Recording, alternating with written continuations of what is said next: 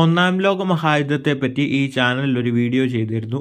അതിനുശേഷം രണ്ടാം ലോക മഹായുദ്ധത്തിലേക്ക് യൂറോപ്പിനെ നയിച്ച സാഹചര്യങ്ങളും രണ്ടാം ലോക മഹായുദ്ധത്തിൻ്റെ കാരണങ്ങളുമാണ് ഇന്നത്തെ ഈ വീഡിയോയിൽ നോക്കുന്നത്. ഇത് രണ്ടാം ലോക മഹായുദ്ധത്തെപ്പറ്റി ഒരു സീരീസ് പോലെ വീഡിയോകൾ ചെയ്യുന്നുണ്ട്.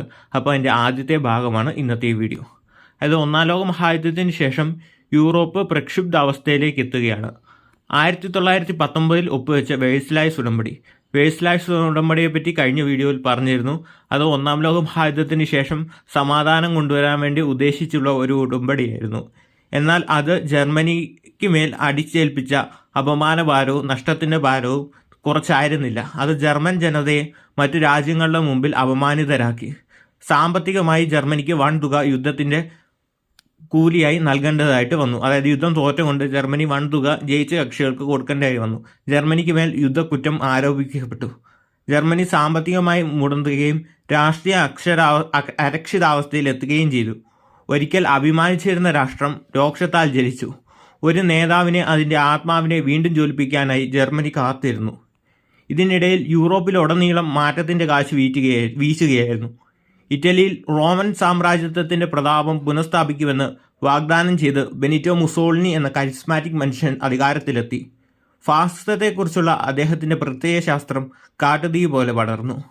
ജനാധിപത്യത്തിൽ നിരാശരായവരെ അദ്ദേഹം ആകർഷിച്ചു. ജർമ്മനിയിൽ അഡോൾഫ് ഹിറ്റ്ലർ എന്ന ഉജ്ജ്വല വാഗ്മി ഉയർന്നു വന്നു. വംശീയ മേധാവിത്വത്തിൻ്റെയും ദേശീയ നവോത്ഥാനത്തിൻ്റെയും ദർശനം പ്രസംഗിച്ചു. ജനങ്ങളുടെ നിരാശ മാറുകയും ശോഭനമായ ഭാവി ഹിറ്റ്ലർ വാഗ്ദാനം ചെയ്യുകയും ചെയ്തു. അദ്ദേഹത്തിൻ്റെ പാർട്ടിയായ നാസികൾ ശക്തി പ്രാപിച്ചു.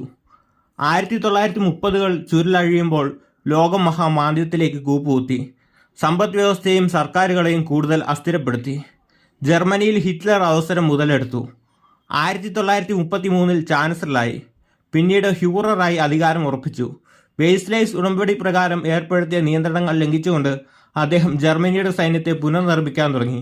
അതായത് ഒന്നാം ലോക മഹായുദ്ധത്തിൽ തോറ്റതിന് ശേഷം ജർമ്മനിക്ക് മേൽ സൈന്യത്തെ ഉണ്ടാക്കരുതെന്നും പറഞ്ഞ് കർശനമായ നിബന്ധനയുണ്ടായിരുന്നു. എന്നാൽ ഹിറ്റ്ലർ ഭരണത്തിലെത്തിയതിന് ശേഷം ഹിറ്റ്ലർ ജർമ്മനിയുടെ സൈന്യത്തെ പുനർനിർമ്മിക്കാനായി തുടങ്ങി. സമാധാനം നിലനിർത്താൻ സൃഷ്ടിക്കപ്പെട്ട ലീഗ് ഓഫ് നേഷൻസ് അവനെ തടയാൻ ശക്തിയില്ലാത്തതായി തെളിഞ്ഞു. അതായത് ഹിറ്റ്ലറെ തോൽപ്പിക്കാൻ ലീഗ് ഓഫ് നേഷൻസിന് പോലും ആ സമയം ശക്തിയില്ലായിരുന്നു. കിഴക്ക് ജോസഫ് സ്റ്റാലിൻ്റെ കീഴിൽ സോവിയറ്റ് യൂണിയൻ അതിൻ്റേതായ പരിവർത്തനത്തിന് വിധേയമായിരുന്നു. ശുദ്ധീകരണവും വ്യാവസായികവൽക്കരണവും കൊണ്ട് സ്റ്റാലിൻ്റെ ഭരണം അടയാളപ്പെടുത്തി. ശക്തമായിരുന്നു സ്റ്റാലിൻ്റെ ഭരണം. എന്നാൽ അടിച്ചമർത്തുന്ന ഒരു ഭരണകൂടമായിരുന്നു സ്റ്റാലിൻ്റേത്. കമ്മ്യൂണിസവും ഫാഷിസവും തമ്മിലുള്ള ആശയപരമായ ഏറ്റുമുട്ടൽ യൂറോപ്പിൽ ഒരു ഉടലെടുത്ത സംഘർഷങ്ങൾ വർദ്ധിപ്പിച്ചു. വേഴ്സലായ്സ് ഉടമ്പടിയുടെ അപമാനത്തിൽ നിന്ന് കരകയറുന്ന ജർമ്മനി നഷ്ടപ്പെട്ട പ്രതാപം വീണ്ടെടുക്കാൻ ശ്രമിച്ചു.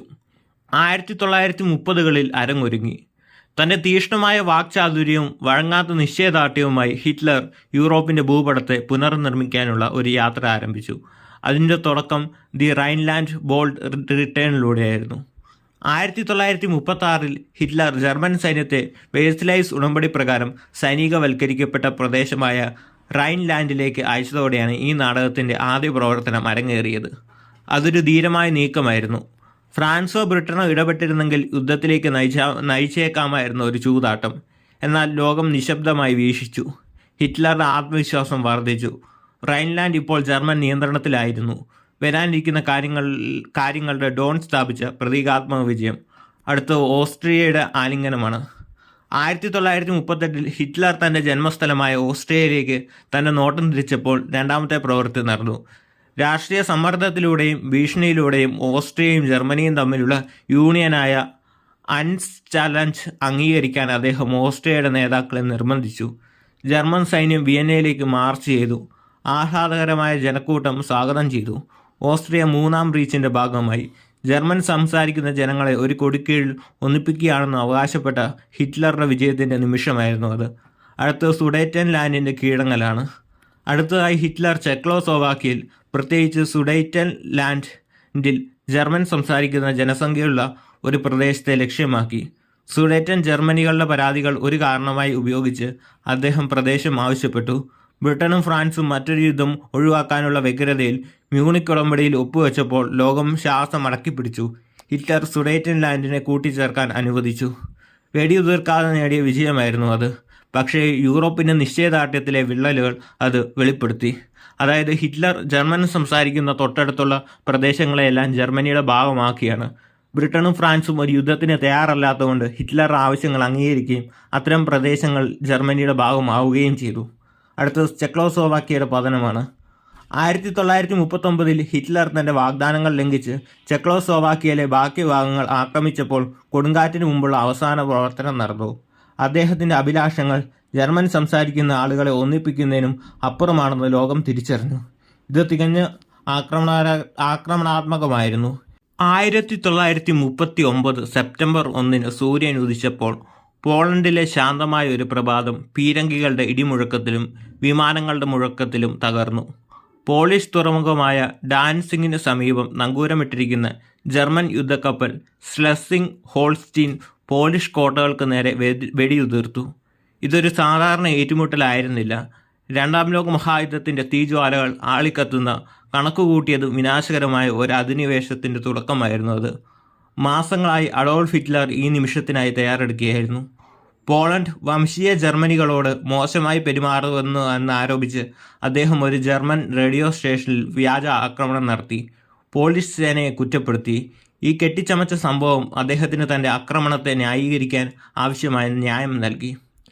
തിരശ്ശീലയ്ക്ക് പിന്നിൽ ജർമ്മനി സോവിയറ്റ് യൂണിയനുമായി ഒരു രഹസ്യ ഉടമ്പടിയിൽ ഒപ്പുവെച്ചു, മൊളോട്ടോവ്-റിബൻട്രോപ്പ് ഉടമ്പടി. അവർക്കിടയിൽ പോളണ്ടിനെ വിഭജിക്കാൻ സമ്മതിച്ചു. ജർമ്മൻ സൈന്യം അതിർത്തി കടന്ന് ഒഴുകിയപ്പോൾ അവർ ഒരു പുതിയ തരം യുദ്ധ ബ്ലിറ്റ്സ്ക്രീഗ് അല്ലെങ്കിൽ മിന്നൽ യുദ്ധം അഴിച്ചുവിട്ടു.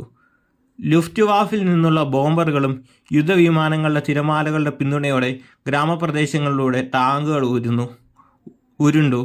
പോളിഷ് പ്രതിരോധം ധീരമായിരുന്നെങ്കിലും ജർമ്മൻ ആക്രമണത്തിന് വേഗതയും ഏകോപനവും കൊണ്ട് കീഴടക്കി. വാർസോ പോലുള്ള നഗരങ്ങൾ നിരന്തരം ബോംബെറിഞ്ഞ് സാധാരണ ജനങ്ങൾ ഭയന്ന് പലായനം ചെയ്തു. ലോകം ഞെട്ടലോടെ നോക്കി നിന്നു. പോളണ്ടിനെ പ്രതിരോധിക്കാൻ ഉടമ്പടികളാൽ ബന്ധിക്കപ്പെട്ട് ബ്രിട്ടനും ഫ്രാൻസും ജർമ്മനിക്ക് അന്ത്യശാസനം നൽകി. ഹിറ്റ്ലർ അവരെ അവഗണിച്ചപ്പോൾ 1939 സെപ്റ്റംബർ 3 ഇരു രാജ്യങ്ങളും യുദ്ധം പ്രഖ്യാപിച്ചു. വർഷങ്ങളായി തുടരുന്ന സംഘർഷം ഒടുവിൽ ആഗോള വിപത്തായി പൊട്ടിപ്പുറപ്പെട്ടു. പോളണ്ടിൻ്റെ പോരാട്ടം ധീരമായിരുന്നു, പക്ഷേ ഹ്രസ്വകാലമായിരുന്നു. സെപ്റ്റംബർ പകുതിയോടെ സോവിയറ്റ് യൂണിയൻ കിഴക്ക് നിന്ന് ആക്രമിച്ച പോളണ്ടിൻ്റെ വിധി മുദ്രകുത്തി. ആഴ്ചകൾക്കുള്ളിൽ രാജ്യം ജർമ്മനിക്കും സോവിയറ്റ് യൂണിയനും ഇടയിൽ വിഭജിക്കപ്പെട്ടു. അതിലെ ജനങ്ങൾ വർഷങ്ങളോളം അധിനിവേശവും കഷ്ടപ്പാടും അനുഭവിക്കേണ്ടതായിട്ട് വന്നു.